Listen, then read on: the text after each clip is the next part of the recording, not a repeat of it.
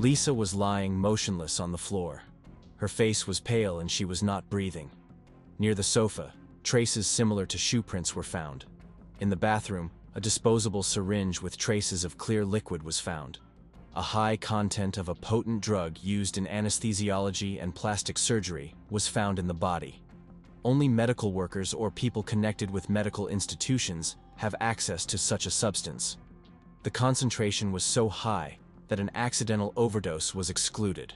On the skin of the neck and forearms, pinpoint hemorrhages were visible, characteristic of compression or struggle. The expert concluded that several hours before her death, Lisa was probably subjected to physical impact. The expert found microparticles under Lisa's fingernails. This biological material did not belong to her. Dear viewers, in the next video releases, you will find very intriguing and confusing cases. And in order not to miss them, be sure to subscribe to the channel and please like the video. Lisa Buchanan was born in the mid-1970s in a quiet but ambitious suburb of Louisville, Kentucky, to a family that valued hard work, honesty, and the ability to enjoy simple things. Her parents, John and Mary, were people who were respected by their neighbors for their conscientiousness and kindness. Her father worked as an engineer at a local plant, and her mother taught at an elementary school for many years, instilling in her students not only knowledge, but also self-confidence. Lisa grew up surrounded by love and support, but from an early age she felt a special inner impulse, the desire to stand out, to do something that would leave a mark. She was the eldest of 2 daughters, and from an early age took on the care of her younger sister, accustoming her to responsibility and leadership. Her classmates recalled that she was always the center of attention, not because of her loud antics, but because of her charisma, easy smile and ability to listen to others as if their words really meant something. At school, Lisa showed not only good academic abilities, but also a creative streak. She took part in theatrical productions, sang in the choir, and took an active part in charity projects organized by the school administration. She had a special passion for fashion. As a teenager, she would remake clothes herself, come up with unusual combinations of fabrics and accessories, and her friends would often come to her for advice on what to wear for an evening or a school ball. This sense of style would later play a special role in her life. After finishing school, Lisa entered college, where she studied communications and art. There, she revealed herself even more vividly as an individual who has her own vision and the ability to convey it to others. Teachers noted her discipline and confidence, and friends noted her willingness to support and ability to inspire. For Lisa, her student years became a time of searching and forming her own path. She tried herself in different areas, from participating in fashion shows to volunteer work in organizations helping women going through difficult life situations. It was important for her to be useful and feel that her activities had meaning. Lisa knew how to quickly establish contacts, and her social circle included people of various professions and characters. Her ability to find a common language with anyone and remain sincere at the same time made her especially attractive in the eyes of others. After receiving her diploma, Lisa began to build a career in a field that combined her creativity and communication skills. She worked in a PR agency and then in a small company related to the beauty industry. This choice was natural for her. Here she could use her sense of style and understanding of how important it is for people to feel confident in themselves. Colleagues described her as a person who could turn even the most routine project into an interesting and inspiring endeavor. She had a rare combination of energy and attention to detail, and was able to adapt to different situations while remaining true to her principles. Lisa's personal life was as eventful as her professional activity. She was valued for her kindness, ability to keep secrets, and ability to support friends in difficult times. At the same time, she was a person with a strong character and a clear understanding of what she wanted from life. Lisa loved to travel, discovering new cities and cultures, and always returned with inspiration and new ideas. She loved taking photos, capturing moments that might seem ordinary to many. But for her, they carried a special atmosphere and meaning. Her loved ones said that Lisa knew how to create a space of warmth and comfort around herself. She organized evenings for friends, cooked the family's favorite dishes, and could spend hours discussing books, music, or the latest fashion news with guests. But this gentleness and hospitality hid inner strength. Liza knew how to achieve goals, knew how to plan and make decisions. She was not afraid to try something new, even if it meant taking a risk, and this risk was often justified. By the beginning of the 2000s, Liza was a woman who had achieved a lot and continued to strive forward. She lived in the rhythm of a big city, knew how to enjoy small joys, and at the same time, made plans for the future. For friends and family, she remained the very person who would always support, help, and inspire. Her life seemed harmonious and fulfilling, and her energy and charisma made her noticeable in any company. Her ability to combine ambitions with care for loved ones created a special atmosphere around her, one that attracted people and left the warmest memories of her. Summer in Louisville always brought with it a special mood. Long evenings filled with golden sunset light and the slow passage of time, when even the clocks seemed to move more slowly. It was hot during the day, but by evening the warm air began to cool, leaving a pleasant coolness on the skin. On the quiet street where Lisa Buchanan's house stood, life flowed along its usual rhythm. Someone was mowing the grass, someone was walking the dog, and from afar, the voices of children playing hide-and-seek could be heard. It seemed that nothing would disturb this idyll. Lisa's house was cozy, with a well-kept facade and a neat porch, where she liked to sit on warm evenings. The light was softly burning outside the windows, and music was playing softly in the living room.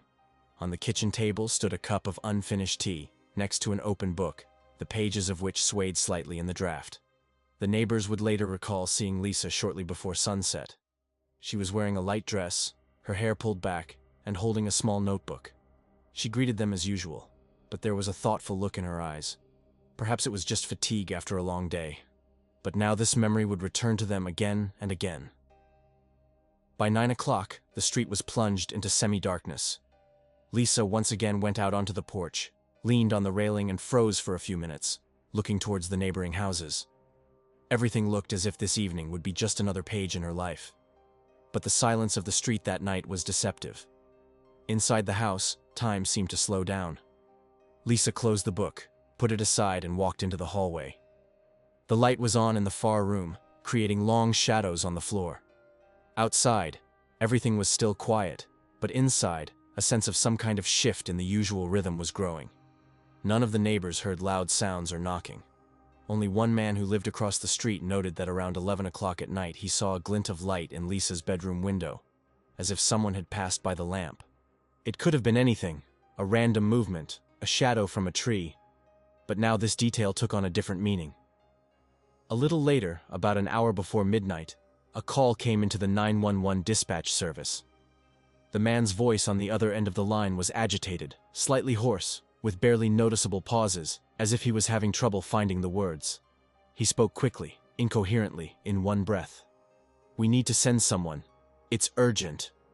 The operator tried to clarify what exactly had happened, whether there was any danger to those around him, but the answer was fragmentary.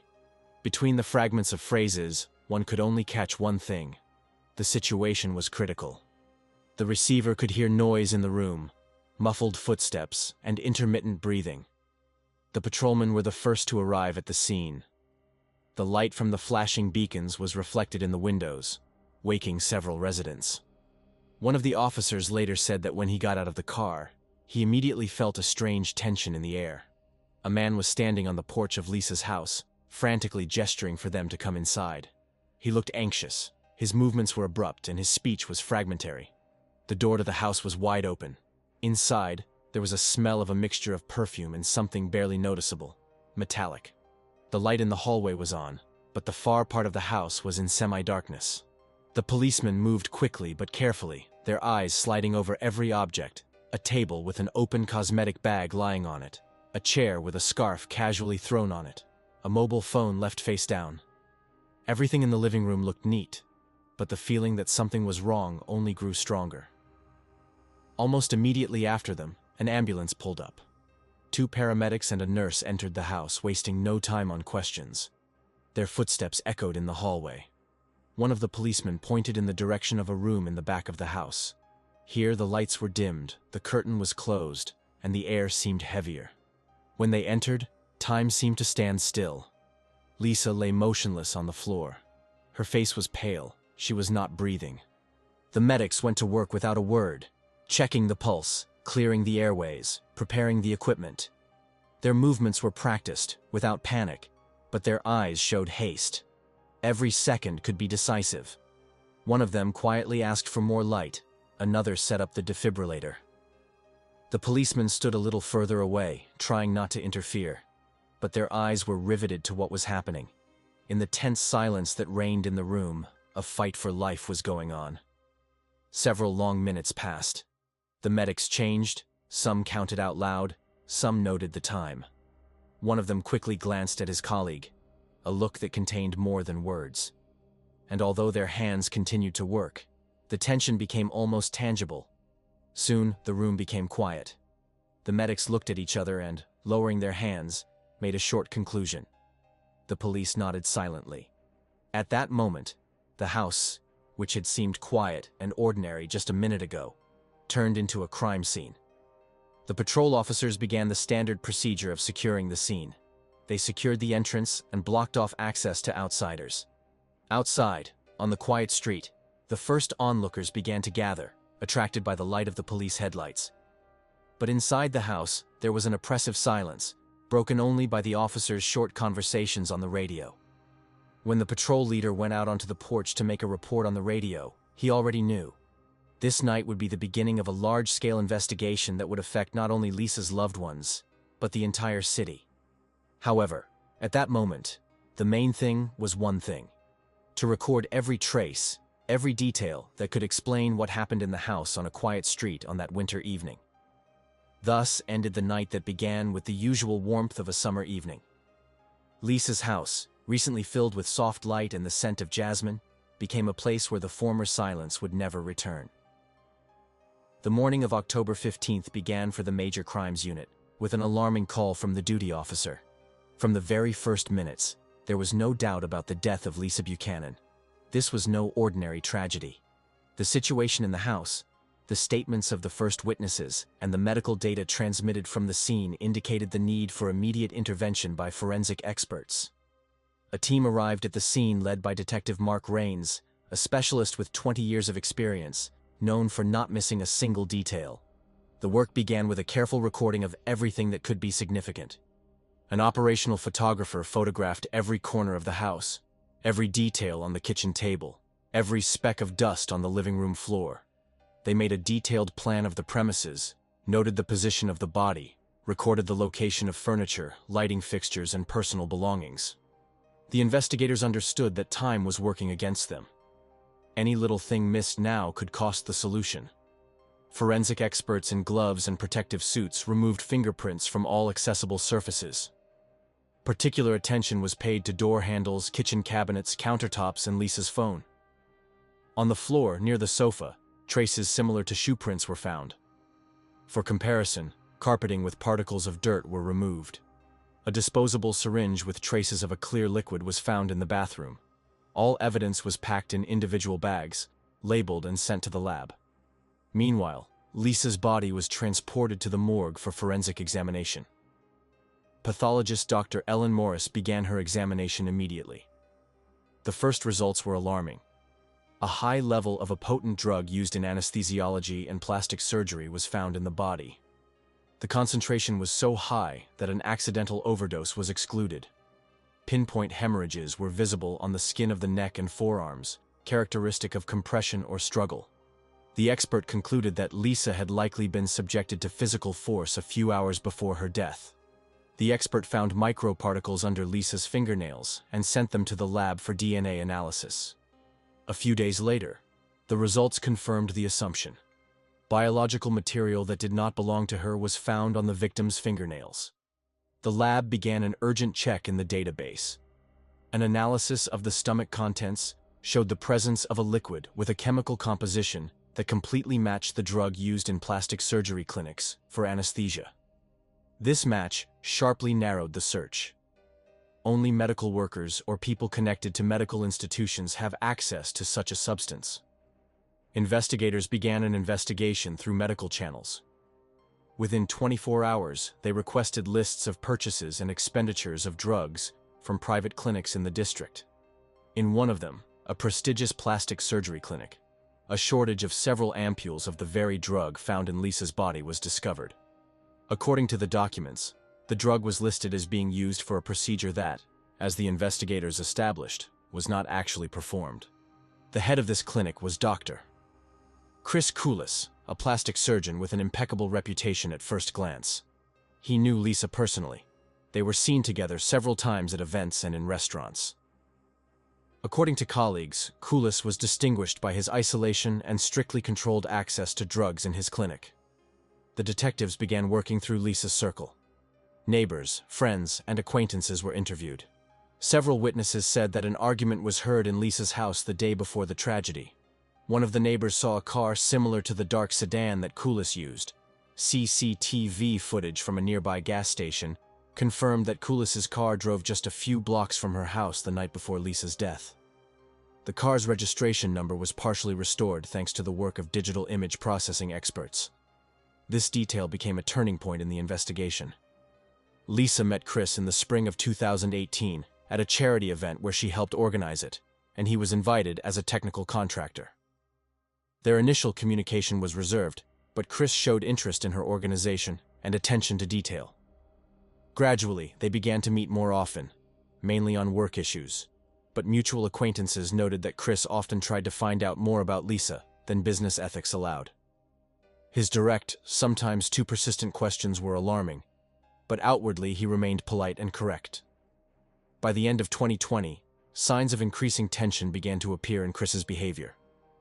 He increasingly allowed himself to make unexpected visits to Lisa's house without prior warning, explaining this by the desire to talk. Lisa, according to relatives, tried to keep her distance, but at the same time avoided direct conflicts, fearing to provoke him. Several friends noticed that Chris began to show irritation when he heard about Lisa's plans unrelated to him. Investigators began checking his alibi. Chris claimed that he was at home on the night of the murder, but his words were not confirmed. Moreover, an analysis of mobile data showed that his phone was active in the area of Lisa's house during the same period of time. In parallel, experts were studying Lisa's mobile phone. The correspondence with Koulis records tense conversations that mention money and some secrets that management must not know. 2 days before her death, Koulis wrote to her that they need to have a serious talk. Based on the evidence collected, investigators obtained a search warrant for Dr. Koulis's home and office. In his office, they found ampules of a drug that was identical in composition and serial number to the one found in Lisa's body. Laboratory analysis confirmed that it was the same batch. The fingerprints of Koulis and another person, who has not yet been identified, were found on the packaging. When his personal laptop was seized, cybercrime specialists restored deleted files, including a copy of the correspondence in which Koulis discussed with a third person that we need to act quickly before she changes her mind. All the evidence fit together. Investigators realized that they had enough grounds to arrest her. On the evening of October 19th, the task force went to Koulis's home. He was detained in his driveway as he was returning from work. He remained calm at the time of his arrest, but according to officers, his hands were visibly shaking. Formal charges were brought for intentionally administering a lethal dose of a potent drug to Lisa Buchanan. At that point, the investigation had a prime suspect, and the case moved into the trial preparation phase. The trial for the murder of Lisa Buchanan began in the Louisville District Court in early fall of the following year. By that time, nearly 10 months had passed since the crime, and public interest in the case had not waned, but, on the contrary, reached its peak. Reporters took their places at the entrance long before the sessions began, and reports with loud headlines appeared daily in local and regional publications. From the first day, it was clear that the trial promised to be long, tense, and full of unexpected turns. The defendant, a middle-aged man whom the prosecution believed to be involved in the murder, appeared in the courtroom in a gray suit, with handcuffs that had been removed just before the hearing began. His face remained motionless, his gaze concentrated, as if he carefully controlled his every movement. The defense bench was occupied by 2 experienced lawyers known for their ability to conduct an aggressive defense. Across the room was the prosecution team, led by the district attorney, who had earned a reputation as an uncompromising prosecutor over the years. The first sessions were devoted to jury selection. The atmosphere in the room was tense, but still reserved. Everyone knew that they would have to sort through dozens of hours of interrogations and hundreds of pages of protocols. When the trial officially opened, the district attorney presented the essence of the charges to the jury. Premeditated murder committed with particular cruelty.